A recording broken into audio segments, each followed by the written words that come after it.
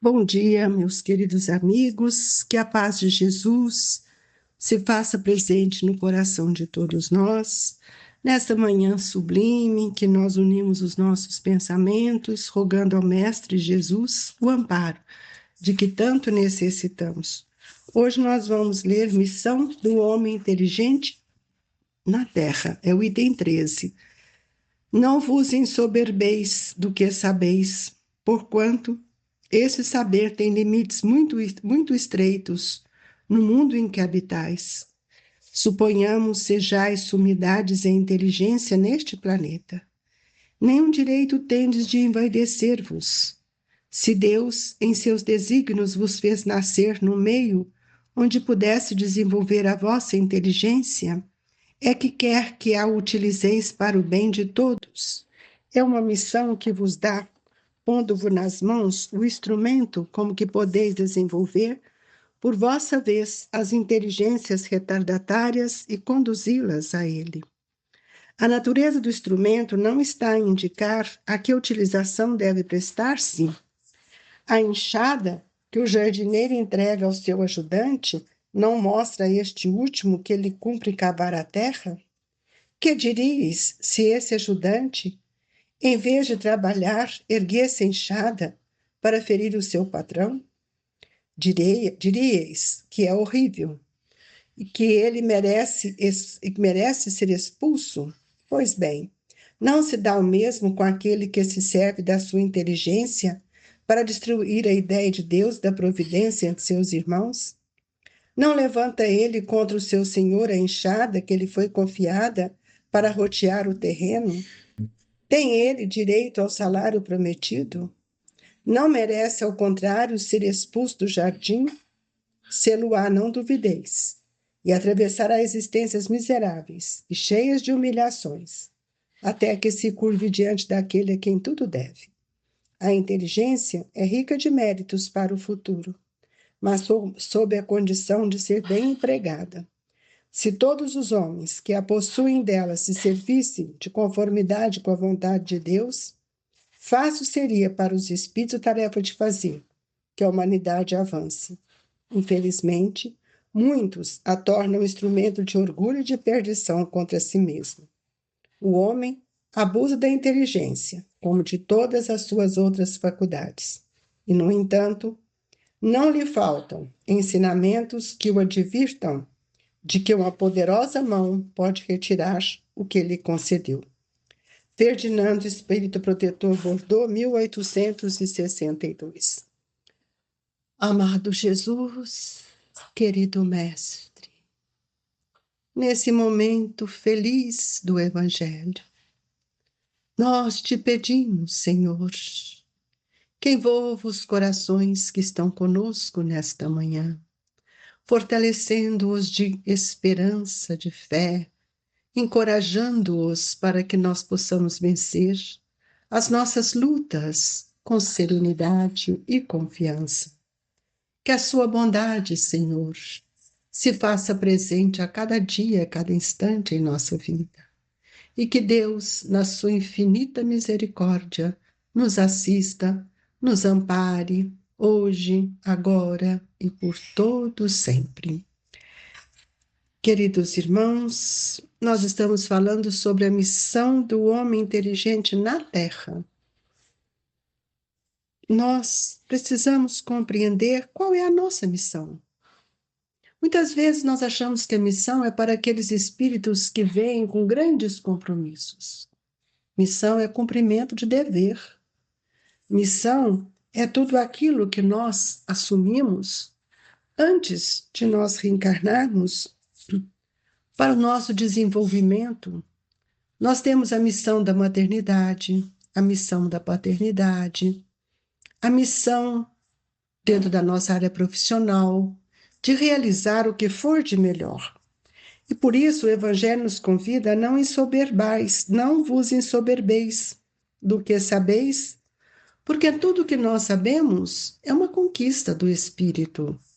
Mas nós temos limites, ainda somos tão pequenos diante da grandeza de Deus, diante de outras inteligências que também caminham conosco. Então, nós vamos ver que se Deus, em seus desígnios, vos fez nascer no meio onde pudesse desenvolver a sua inteligência, é que quer que ela seja útil a todos. Qual é o benefício que nós temos prestado para os irmãos que estão ao nosso caminho? É uma missão, e essa missão, ela vai nos convidar a pôr em prova tudo aquilo que temos recebido. A natureza do instrumento não está a indicar a que utilização deve prestar-se. Uma pessoa que não tem uma inteligência desenvolvida, ela pode desenvolver outras questões, mas não de uma ação que vai pedir dela uma participação mais ativa. Então, nós vamos ver, por exemplo, um jardineiro, como o Evangelho nos diz, a enxada que o jardineiro entrega ao seu ajudante não mostra esse último que ele cumpre cavar a terra? Então, é um instrumento que ele tem. A inteligência é um instrumento do espírito. Para que nós possamos administrar melhor o conhecimento que temos e aplicá-lo em direção àquilo que nós vimos fazer. A inteligência é um atributo. E quanto mais eu espiritualizar a minha existência, maior será a aplicação da minha existência da minha inteligência para o bem. Eu não posso destruir as coisas divinas que estão à minha volta, como a esperança do outro, a própria natureza, porque tem uma inteligência bastante avançada. Essa é uma inteligência que nós vamos ver que nada vale, é uma inteligência voltada para o mal. E a inteligência intelectual, essa que nós temos nos aprimorado, procurando cada vez mais, nós vamos ver que ela muitas vezes nos arrasta para o materialismo e não para a espiritualização da nossa existência. Então, nós temos ainda as inteligências que procuram cada dia inovar. E inovar o quê? Inovar a arte, a maneira de ensinar. E nós vamos ver então que ela vai nos ampliando o nosso olhar para as coisas divinas. Se Allan Kardec não fosse um professor inteligente, um espírito inteligente, com bastante experiência, talvez ele não tivesse percebido que as pancadas das mesas não tinham ali um efeito inteligente. Então, nós precisamos saber que a nossa missão vai levando a uma destinação. Então, todos nós podemos fazer o bem quando nós compreendemos o nosso papel. E a inteligência, quando ela está ligada também à parte espiritual, moral, ela dá um avanço muito grande na nossa razão. E é pela razão que nós vamos também desenvolvendo outras potencialidades do espírito. A razão é que vai dar direcionamento ao nosso pensamento. Então, quando nós ouvimos esse exemplo do jardineiro, nós podemos perceber que o jardineiro que pega a enxada e não vai fazer o seu serviço, ele pode perder o emprego, ele pode perder a oportunidade. E nós também. Se nós trouxermos uma ferramenta sublime, que é a inteligência, para desenvolver as questões para o bem, se nós não utilizamos assim, nós podemos perder todo o valor dessa ferramenta. Então, nós não podemos levantar a enxada contra o Senhor que me ofereceu para o trabalho. Então, nós precisamos ver que aquele senhor que pegou, aquele operário que pegou a enxada e trabalhou, no final do dia, ele vai ter um salário digno. E nós? No final de nossa existência, o que nós receberemos? Se nós não aplicamos a inteligência para o bem. Então, a inteligência, ela é rica de méritos, nos diz o Evangelho, para o futuro, mas sob a condição de ser bem empregada. E nós vimos que essa condição que nós temos vivido, nós temos esquecido do grande trabalho de Jesus, que passou entre nós, mostrando o que era ser um ser inteligente, um espírito voltado para a verdade. e que, reabilitando as nossas esperanças de progresso, nos traz um novo caminho, quando ele nos disse que eu sou o caminho, eu sou a verdade, eu sou a vida, mostrando para nós a imortalidade, mostrando para nós o valor da inteligência, o valor do bem, o valor da verdade, para que a verdade seja bem aplicada. E todos nós podemos começar hoje a reavaliar de que modo nós temos direcionado a nossa inteligência. Então, nós vamos ver que toda ferramenta que nós recebemos é um instrumento de progresso para o espírito. Nós, quando estamos orando, é preciso que a gente pergunte a nós mesmos o que queremos com a nossa oração. Porque muitas vezes nós pedimos só aquilo que é favorável a nós no pensamento materialista. E o que é pedir? Nem sempre compreendemos o que é pedir.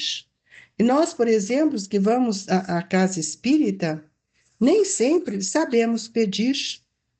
Pedimos sempre aquilo que nos convém, mas dificilmente somos inteligentes para pedir força, coragem, esclarecimento. E isso é que vai fazer com que haja uma renovação dos nossos valores mais íntimos.